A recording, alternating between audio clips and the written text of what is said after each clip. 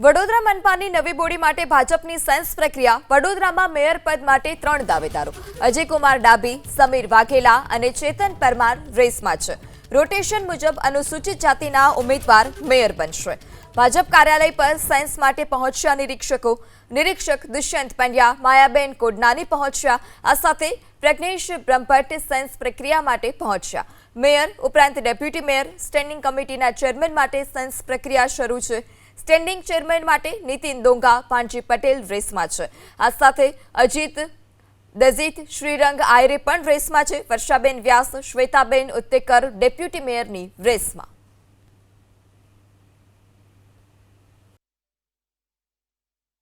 ભારતીય જનતા પાર્ટીની પ્રણાલી છે અને એના પ્રણાલીના ભાગરૂપે અહીંયા આજે સેન્સ પ્રક્રિયા થઈ રહી છે।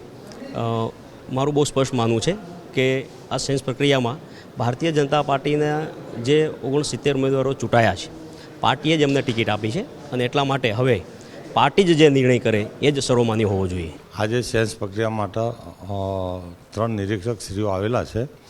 તો જેટલા ચૂંટાયેલા જે સભ્યો છે એ લોકો પ્રમુખ, સ્ટેન્ડિંગના chairman, mayor, deputy mayor, chairman, દંડકના નેતા આ સભ્યોના માટે નિરીક્ષક તરીકે આવેલા છે અને સૌના રીતે બધા રજૂઆત કરશે અને પાર્ટી જેના ઉપર મેન્ડેટ આપશે એ અમને માન્ય રહેશે અને બધા અમે સાથે જે પહેલાં બી 5 વર્ષ કામ કર્યું એવું અમે કામ કરતા રહીશું। પહેલાંમાં તો મને પાર્ટીએ ત્રીજી વાર તક આપી અને પ્રજાએ મને ખૂબ સારી લીડથી જીતાડીને મોકલ્યો છે, કાર્યકર્તાએ મોકલ્યું છે।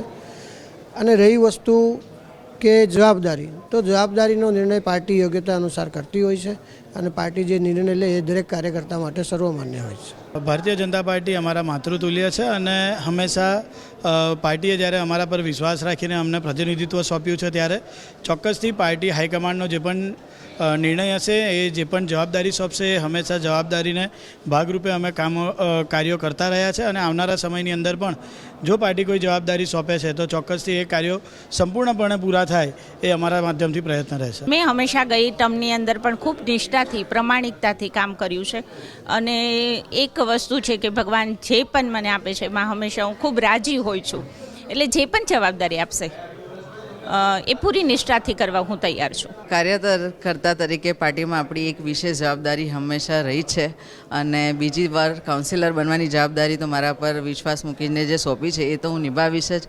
આગળ જો સમીકરણ કે કશું કંઈ બેસતું હશે તો બીજી કોઈ નવી જવાબદારી પણ આપવામાં આવશે તે પણ હું સંભાળીશ અને જે વિષય પ્રશ્નો આવશે એને પ્રામાણિકતાથી સોલ્વ કરીશ। જામનગર મહાનગરપાલિકામાં આગામી 2.5 વર્ષની ટર્મ માટે નવા હોદ્દેદારોની વરણી કરવા માટે ભાજપે કવાયત તેજ કરી છે। શહેર ભાજપ કાર્યાલય ખાતે પ્રદેશમાંથી આવેલા નિરીક્ષકો દ્વારા સેન્સ લેવાની પ્રક્રિયા હાથ ધરવામાં આવી, જેમાં મેયર સહિતના મહત્વના પદ માટે દાવેદારોનો ભારે ધસારો જોવા મળ્યો। એક પદ માટે 5થી વધુ દાવેદારો છે। તાજેતરની ચૂંટણીમાં ભાજપે 64માંથી 60 બેઠક જીતીને વિપક્ષના સુપડા સાફ કરી દીધા। હવે જ્યારે મનપા લગભગ વિપક્ષ મુક્ત બની છે ત્યારે પક્ષના કયા કોર્પોરેટરને કયા હોદ્દા પર બેસાડવા તે માટે ભાજપે મંથન શરૂ કર્યું।